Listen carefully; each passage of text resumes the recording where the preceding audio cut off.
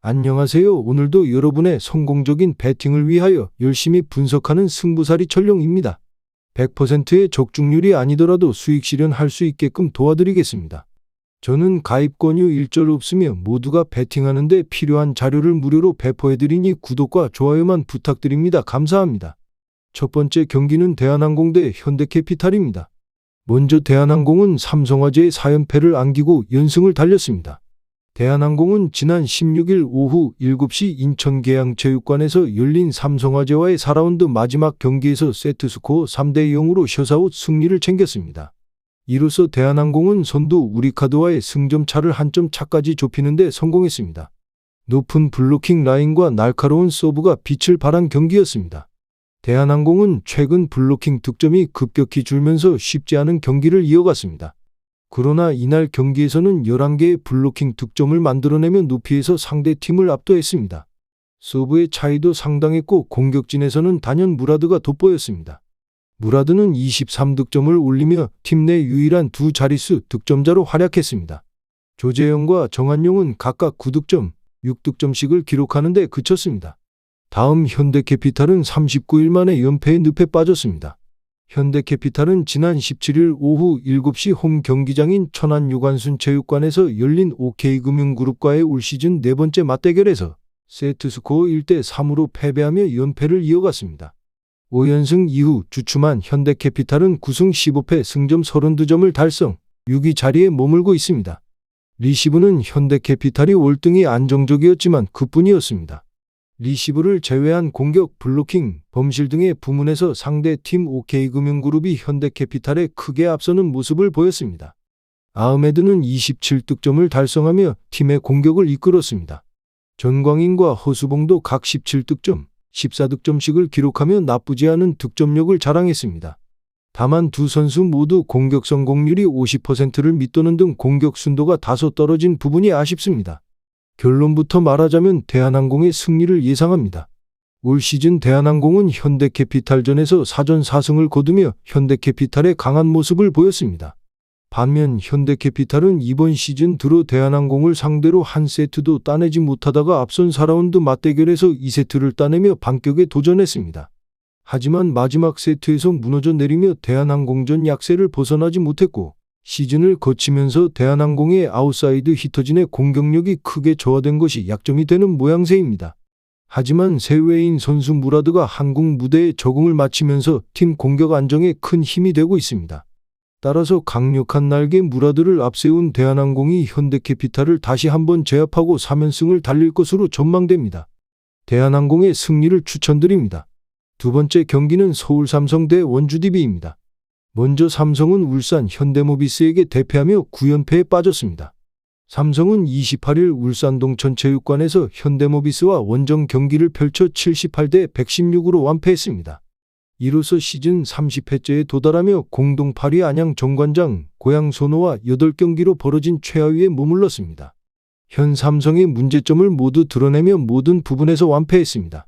경기 초반부터 공격과 수비 모두 상대에 밀렸으며 경기 내내 돌파구를 찾지 못해 30점대 점수 차로 패했습니다.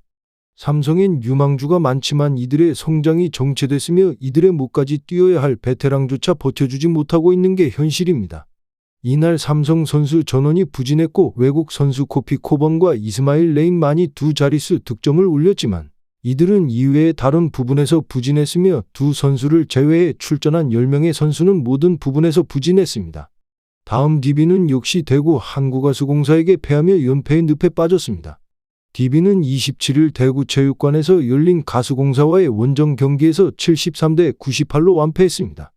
이로써 시즌 9패째 기록한 DB는 2위 SK와 4경기 차 유지 중인 선두를 질주했습니다.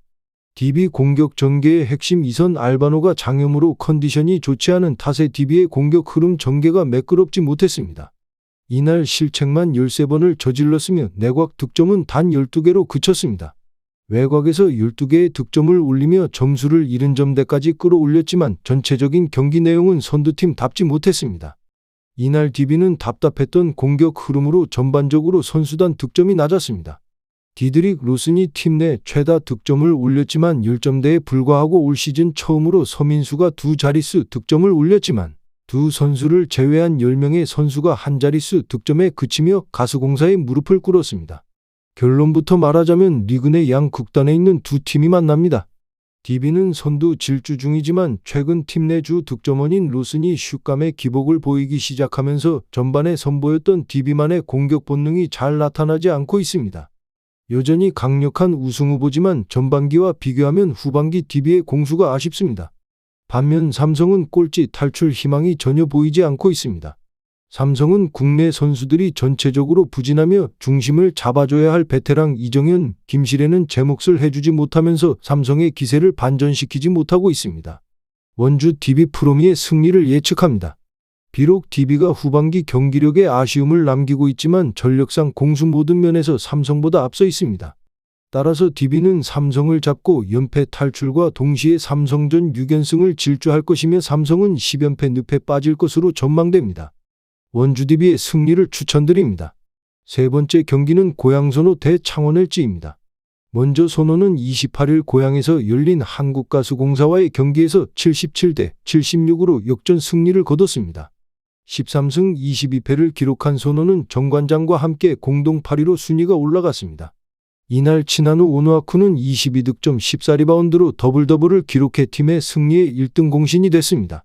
최근 만점 활약을 보이던 이정현은 3점슛 시도 8개 중 1개 성공에 그치며 9득점으로 부진했습니다. 다우안 서머스는 10분 남짓한 출전 시간에도 14득점을 올리며 감초 역할을 톡톡히 했습니다. 55대 61로 뒤진 채 4쿼터에 돌입한 선호는 오누아쿠와의 백지웅, 박종하가 연속 득점을 넣어 전세를 뒤집었습니다. 이후 김민욱과 백지웅이 연이어 3점포를 터뜨려 73대 67로 벌렸습니다.